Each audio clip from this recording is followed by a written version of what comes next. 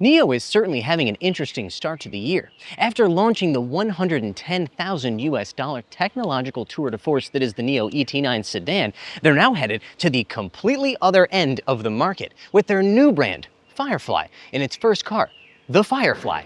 This is a Mini Cooper sized premium hatchback with a starting price of less than $21,000 and ambitions of European domination. Welcome to Wheels Boy, where we cover the newest, coolest, and wildest vehicles from the Chinese car market. Be sure to like, subscribe, and hit the bell.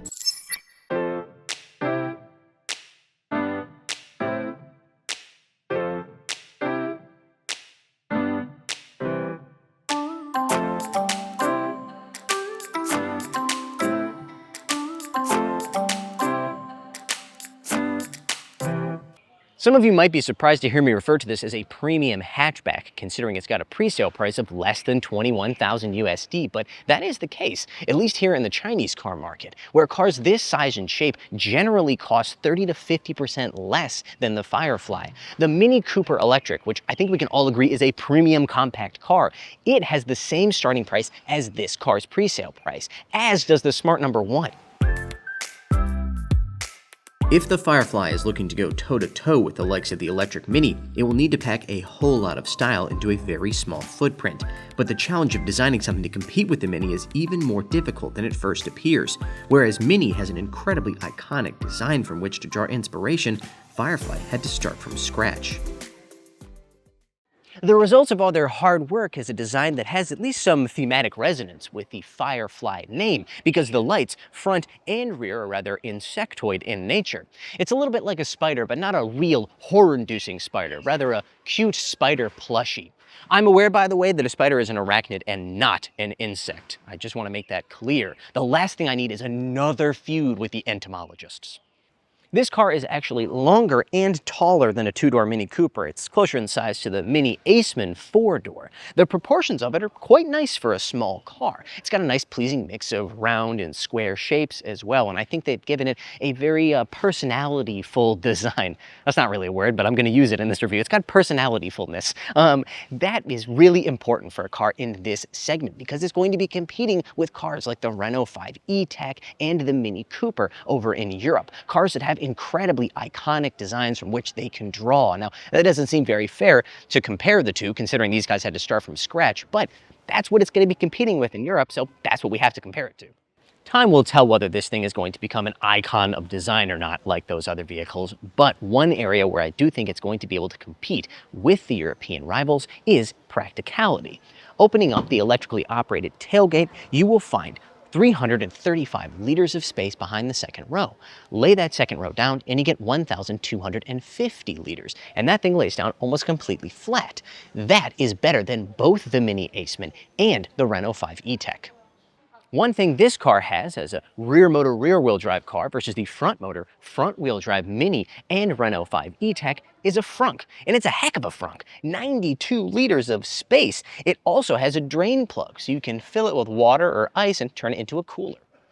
As I mentioned before, most of the cars this size and shape here in the Chinese car market are 30 to 50% cheaper than the Firefly. And at first glance, they seem to have more or less the same style of interior, main screen and digital instrument cluster. Those cars also seem like they should have lower specs, but on paper at least, they don't. Take the Geely Guillaume Xingyuan we recently reviewed, a car that again costs about 40 to 50% less than this one. Its center screen on the top spec is not 13.2 inches like this, it's 14.6, and its digital instrument cluster isn't 6 inches like this, it's 8.1. But what at first glance appears to be a similar or even slightly less contented interior, when you get down to it, start to touch things and really get into the details, it is a much, much nicer interior than that car. For example, this 13.2-inch center screen isn't as large as the one in the Xingyuan, but it's 2.5K. It's also got a UI and a UX that is far superior to that car, which already, because it's a Galaxy UI, is actually quite good. But I really like the design of this one. It's much more cohesive. It fits with the design elements of the car, not just on the outside, but also on the inside. That pill shape that you see all over the interior also appears in the center screen UI. It shows a cohesiveness of design that you simply won't find on those cheaper cars. It also has some very convenient two-finger gesture controls. For example, if you go up and down on the left side with two fingers, you adjust the temperature. If you go left to right, you adjust the fan speed. And finally, if you go up and down with two fingers on the right side, you change the volume. Then you have the material qualities, which are way, way, way better than you'll find in those cheaper cars. For example, in those cars, what you can hope for is to have soft touch materials on, say, the center console and the armrest over here. But in fact, on this car, pretty much everywhere is soft touch materials. Only place you're going to find really hard plastics are places you really, really won't touch. For example, farther up here on the door panel is a hard piece of plastic. But again, where your elbows are touching, where your elbows are over here, the door panel itself, the upper part of the door, the dashboard, the steering wheel, that is all soft touch material, which feels much more premium than that of the Sinuan and other cheaper cars. Now, I have previously complained about the use of cloth materials on touch points, and so I'm not super happy about the fact that it's over here, but honestly, it's not an itchy kind of carpet feeling. It feels like it would be okay to rest your arm for quite a long time, and I did as I drove about 45 minutes to get here. This cloth is also found on the seats over here. This is the Select trim. There are going to be two trims of this car that we know of, Select and Comfort. The Comfort seats are heated, cooled, and massaging here in the front row, whereas Select is only heated. You also, on the Comfort version, have a full vegan leather seat with suede inserts, whereas this is the vegan leather and the cloth mix. However, you trade a couple of those features to get something very interesting. On this Select version, you have a manually adjusted passenger seat, but you also get this. Yet another very interesting storage area. You also have a standard 14-speaker, 7.1 Dolby Atmos sound system. Now that's double the speakers you get on those cheaper cars, and it's also 4 more speakers than the optional Harman Kardon system in a Mini Cooper. Other Firefly features that you're not likely to see on cheaper alternatives include a built-in fragrance system. Heck, even the interior ambient lighting feels much more subtle and high-end than the sometimes garish, sometimes nearly non-existent lighting of other small Chinese hatchbacks. I know I keep coming back to storage space on this thing, but it is an important issue on a car this small, and this thing's got 26 to 27 storage compartments. 27 if you get the Select and you get that under-seat storage. If you get the Comfort spec, you don't get that, so it's only 26. You've also got a decent-sized little storage area here, where you, in your armrest underneath, more storage. You have a single cup holder. I'd love to see 2 cup holders, but I don't know, where are you gonna put it? Wireless charging pad right here, and underneath that center console, a pull-out sort of drawer magnetized thing where you can put even more items. As you can see, once I've raised this center armrest, I can also do this and move over to the passenger seat. Say, for example, you were parked somewhere that you could not get out of the driver's side, you could then exit from the passenger side. Before I sit in the back seat, I have to show you another, and I think the last interesting storage solution that they have in this car. In the back seat, if I pull this little strap, can I find it? There it is. You can lift up the back seats for another 27 liters of storage space. Let's talk about the space that you do have with this wheelbase. Honestly, it's quite comfortable back here. Leg space, as you can see, pretty decent, about 2 fists. I'm 1.75 meters tall, or 5 foot 9 inches, and I've also got about a fist worth of space over my head as well. That space starts to shrink if you lean over to the side when you run to the side here, but if you're sitting right and proper, you can put your feet underneath that front seat and have pretty comfortable seating position. One interesting note, the Chinese version of this car has 9 airbags in total, which is quite good for this class of vehicle. However, the one abroad, or the global version, will have 7 airbags, kind of the opposite of what you'd expect. You would think they would put more airbags in that version that's going abroad. The airbags they are losing, apparently, are the right rear airbags that would pop out right here. Still, you've got quite a few airbags left over. The rear row has a single USB charging port down there on the back of the center console, whereas the front has 2 USB Type-C charging ports. To be honest, this dynamic hoop design that they have means that there's a little bit of a pressure you feel from this being right over your head. However, the Chinese version of the car does have a standard over 1 square meter glass roof, as you can see.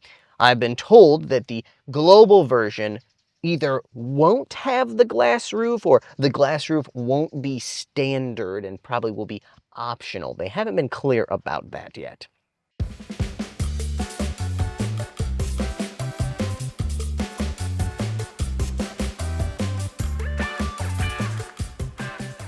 As a car enthusiast growing up in small town America, I wasn't exactly exposed to a lot of European culture, but even my bumpkin self knew that Europeans love small hatchbacks. So if you're going to sell a small hatchback to those Europeans, it better be a good one.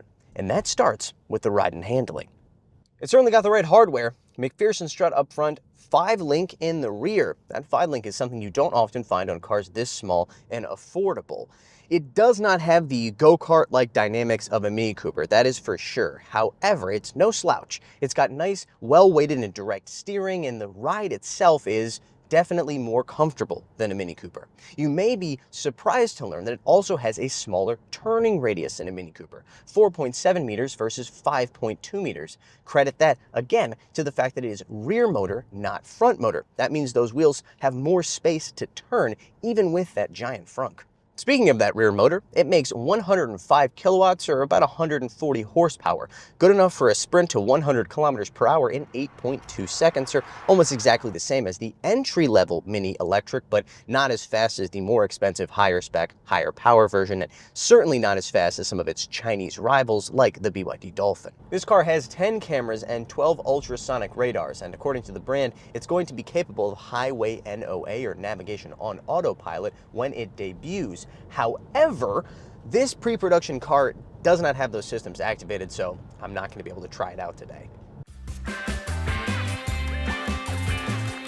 The Firefly squeezes 420 kilometers of CLTC range out of a 42.1 kilowatt-hour LFP battery. That's an energy efficiency of 10.9 kilowatt-hours per 100 kilometers on that same CLTC cycle. They are apparently undergoing WLTP testing at the moment, with an expected range of 330 kilometers and an energy efficiency of 14.5 kilowatt-hours per 100 kilometers. There was some confusion over the past couple years as to whether or not this car would be able to battery swap like other NIO Group products. First it was, then it wasn't, then it was, and now finally they've decided that yes, it will, but apparently only on 5th generation NIO swapping stations. They're currently on their 4th generation stations, and as far as I'm aware, they haven't started upgrading to 5th generation stations yet. So apparently you'll have to wait for those upgrades to come in order to be able to swap, but it will be available over time. Now, battery swapping is a useful function in and of itself, but it also allows them to better implement their battery as a service sales strategy. This is something they've made available on all of their other products so far, and what it means is that you pay a monthly fee to rent the battery instead of buying it outright. That means that the initial purchase price of the car can be much, much lower. Again, they've done this on all their other cars in the past, so we expect them to do it on this car as well, and in fact, I'm told there will be a BAAS price on this car, but we just don't know what that price will be as of now. That's why I'm basing my review on the pre-sale price of $20,500 USD. The ability to drop that initial asking price is going to be very important because honestly, they're asking a lot of money for this car considering what Chinese buyers can get for the same price or a lot less here in the Chinese market.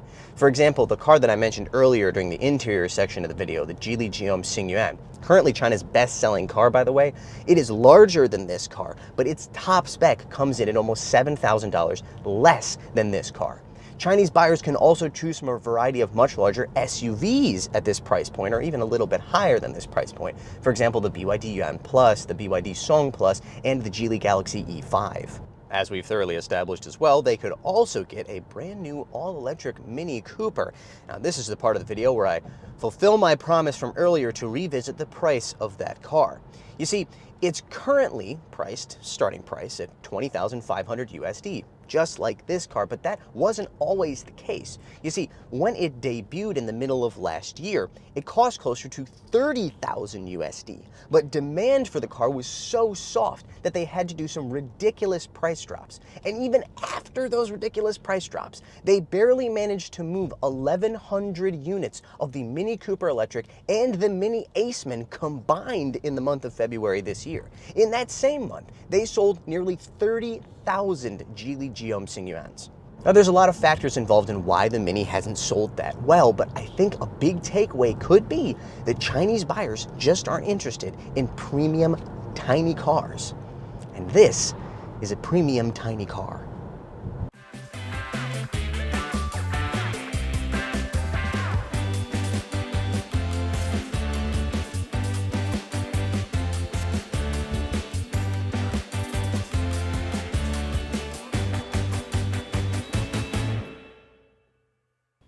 Not every car needs to sell 1 million units in order to be considered a sales success. Take the NIO ET9 sedan that we recently reviewed, for example. It can serve as a halo model for the brand, showing off their technical prowess and maybe increasing brand image by going toe-to-toe with the likes of Mercedes-Benz. Firefly, on the other hand, they're an affordable brand, which means they need to sell in large numbers in order to have an impact, let alone make any kind of real money. As I think I've made clear in this video, that doesn't seem like a likely proposition here in the Chinese car market. As for Europe, well, it's got a whole different set of problems. There is a market for small premium hatchbacks like this in Europe, but I'm not sure that most buyers who are going to spend a little extra money to get something a little nicer aren't going to prefer to get it from a brand that they've heard of. Will this be the first premium Chinese hatchback to win the hearts of those European buyers?